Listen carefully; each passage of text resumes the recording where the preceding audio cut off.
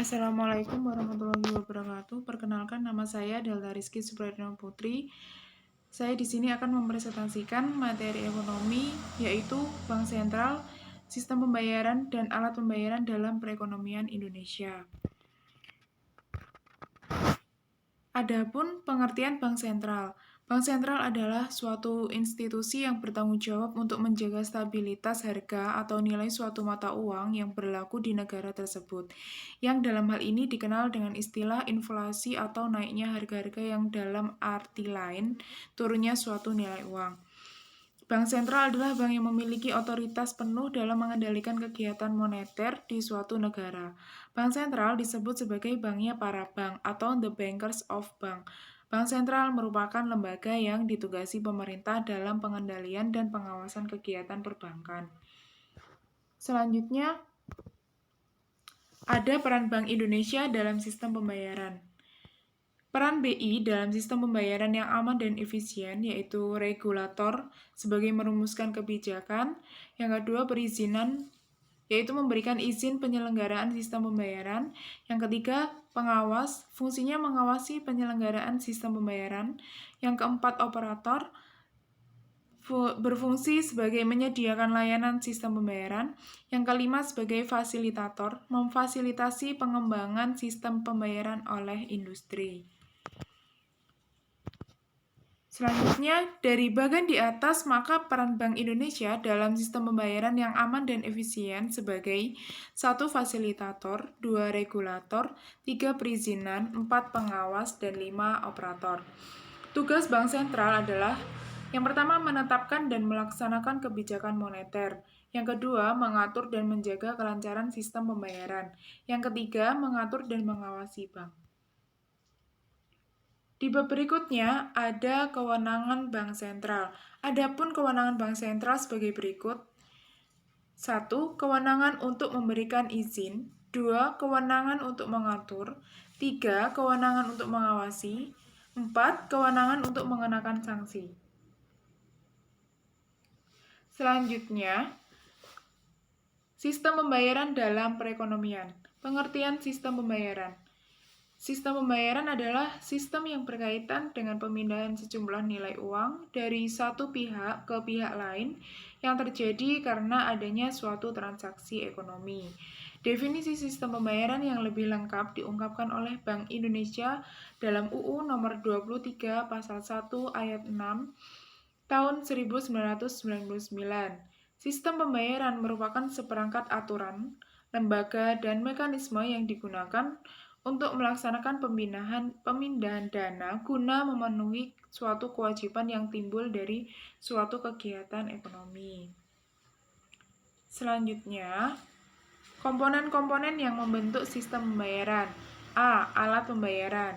Setiap transaksi pembayaran memerlukan beberapa bentuk alat pembayaran yang memenuhi standar fisik, hukum, dan peraturan. B. Sistem pembayaran yang memproses berbagai instrumen pembayaran.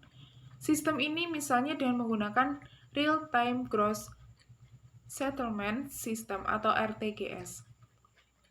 C. Lembaga yang memproses sistem pembayaran. Di Indonesia, lembaga yang tersebut antara lain adalah sebagai berikut. Pertama, Bank Indonesia. Yang kedua, PT Kustodian Sentral Efek Indonesia atau KSEI. Yang ketiga, switching atau penyelenggara clearing alat pembayaran menggunakan kartu atau APMPK.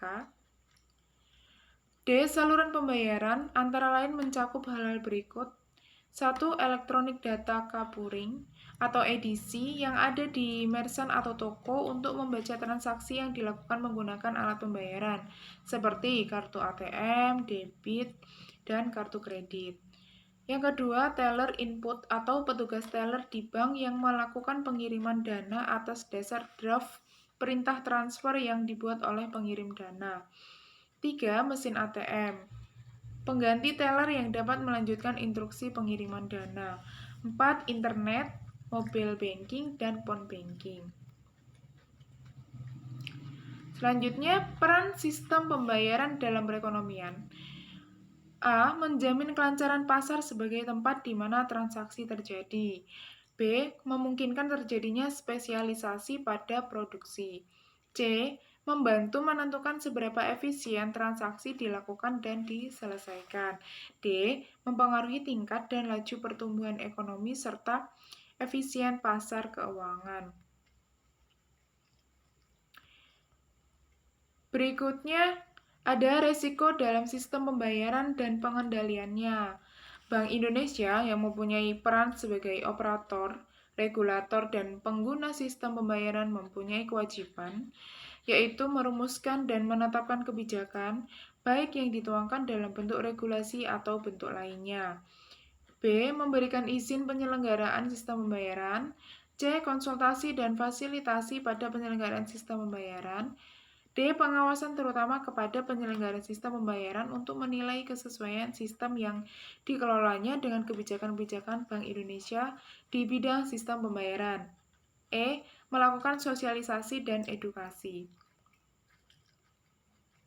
Selanjutnya, tentang uang, yaitu pengertian uang. Berikut ini adalah pendapat para ahli tentang apa yang dimaksud dengan uang. Yang pertama, menurut C. Pigow dalam bukunya The Field of Money menyatakan bahwa uang adalah segala sesuatu yang umum dipergunakan sebagai alat penukar. Dan yang kedua, menurut Robertson dalam bukunya Money menyatakan bahwa uang adalah segala sesuatu yang umum diterima dalam pembayaran barang-barang. C. Menurut Albert Gaylord Hart dalam bukunya Money, Debt and Economic Activity menyatakan uang adalah kekayaan yang dengannya si empunya dapat melunaskan utangnya dalam jumlah yang tertentu pada waktu itu juga. Selanjutnya, sejarah uang. Sebelum ada uang, pertukaran dilakukan dengan cara barter, yaitu pertukaran antara barang satu dengan barang yang lain. Pertukaran semacam ini ternyata menimbulkan kesulitan. Antara lain, yang pertama dalam proses barter, sulit mempertemukan pihak-pihak yang saling membutuhkan. Yang kedua, kesulitan menentukan nilai tukar barang yang akan saling ditukar. Selanjutnya, ada fungsi uang, dapat dibedakan menjadi dua, yaitu fungsi asli dan fungsi turunan. Berikut penjelasannya. A. Fungsi asli, disebut juga fungsi primer uang adalah sebagai berikut. Yang pertama, sebagai alat penukar. Uang dapat digunakan sebagai alat untuk mempermudah pertukaran. 2. Sebagai alat satuan hitung. Satuan hitung diperlukan untuk menentukan harga suatu barang. B. Fungsi turunan. Di samping memiliki fungsi asli, uang juga memiliki fungsi turunan, yaitu sebagai berikut. 1. Alat pembayaran yang sah. 2. Sebagai penimbun kekayaan. 3. Sebagai alat pemindah kekayaan. 4. Standar pencicilan utang. 5. Alat pendorong kegiatan ekonomi. Sekian dan terima kasih presentasi yang saya sampaikan. Semoga bisa bermanfaat dan apabila ada kesalahan saya mohon maaf. Wabillahi taufiq wal hidayah. Wassalamualaikum warahmatullahi wabarakatuh.